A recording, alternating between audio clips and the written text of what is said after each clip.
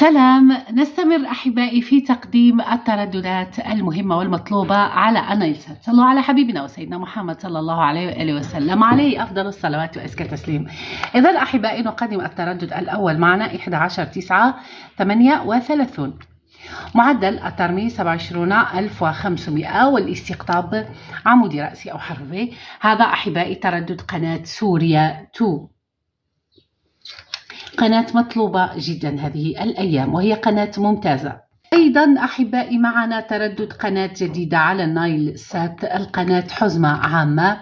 التردد 10/8/15، معدل ترميز 27,500 والاستقطاب أفقي H.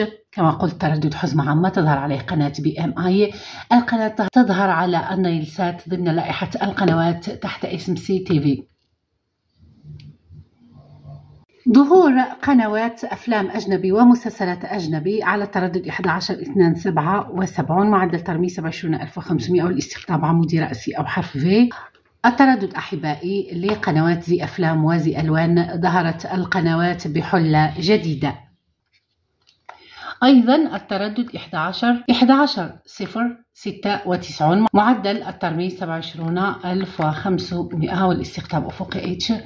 أحبائي تردد قناة اليمن TV، القناة غادرت ترددها بخاصية SD وتبث على التردد، هذا التردد بخاصية HD. مشاهدة طيبة وممتعة أتمناها للجميع. أتمنى لكم أحبائي مشاهدة طيبة وممتعة. أرجو أن أكون ضيفة خفيفة الظل عليكم. دمتم في رعاية الله وحفظه. سلام.